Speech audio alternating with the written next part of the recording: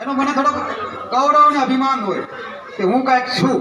પણ આજે મને ખબર પડી કે આપણે કાંઈ નથી, આ લોકોના આશીર્વાદ છે એટલે આપણે આ જંગ જીતીને આજે પાછા આવ્યા છીએ. એવું દ્રશ્ય આજે ઊભું કર્યું છે કે હું જે કર્યું છે ને એ ઝીરો છે.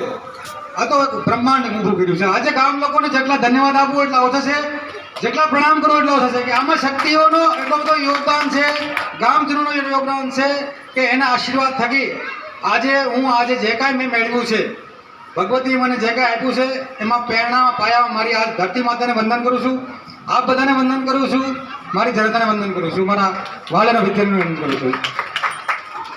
મારી શુભ શરૂઆત થઈ, ટ્રેનિંગ પૂરી કરી, 25 વર્ષની નોકરી કરી, ત્યાં સુધીમાં ગામ વચ્ચે હું રહ્યો અને સમાજ વચ્ચે રહ્યો છે.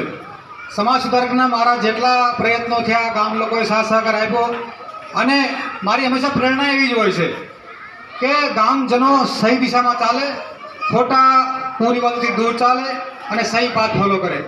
તો આજે મારી એક વિનંતી છે કે જે લોકો ગામજનો આ દિશામાં, હવે અગ્નિવીરની ભરતી ચાલુ થઈ છે, અમે લોકો તો ખૂબ મહેનત કરીને આ દિશા પર ગયા છે. હવે હું એ નવી એક એકેડમી ઊભી કરવા માંગુ છું કે મારી નીચે ટ્રેનિંગ વચ્ચે જે લોકો 70 થી 60% વાળા વિદ્યાર્થી છે એ બધા જોડાય અને એક મોટું પ્લેટફોર્મ ઊભું કર્યું છે અમે લોકોએ કે 4 વર્ષની નોકરી છે અને 40,000 પેમેન્ટ છે અને છૂટો થાય ત્યારે 11 લાખ રૂપિયા કેશ આપવામાં આવે છે. અને જેટલી મને આજે સુવિધા મળી છે એટલી બધી સુવિધા 4 વર્ષની નોકરી જે કરનાર વ્યક્તિને પણ મળવામાં આવે છે. તો વાલીઓને મારી વિનંતી છે કે જે લોકોને ટકાવારી સારી હોય કે 90%, 80%, એ લોકો આ ફિલ્ડમાં આવવાની જરૂર નથી. પણ જે વિદ્યાર્થી લોકો 60 આસપાસની આરપારમાં હોય એ લોકોને અહીંયા નોકરી મેળવવી બહુ મુશ્કેલ થઈ જાય. અત્યારે આ ફિલ્ડ બહુ મોટું થઈ ગયું છે, બહુ સ્ટ્રગલ થઈ ગયું છે.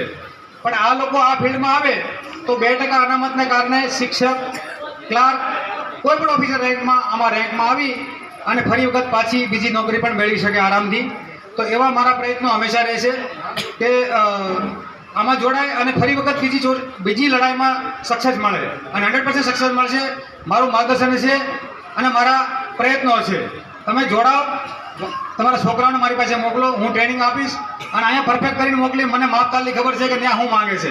અહીંયાથી મારું રિઝલ્ટ પાસ થઈ નીકળે છે એટલે 100% સિલેક્ટ થાય. ભરતી બહુ કરી છે, બધા સિલેક્ટને બહુ કર્યા છે. અહીંથી ફિલ્ટર થઈને થાય 90% સિલેક્ટ થાય.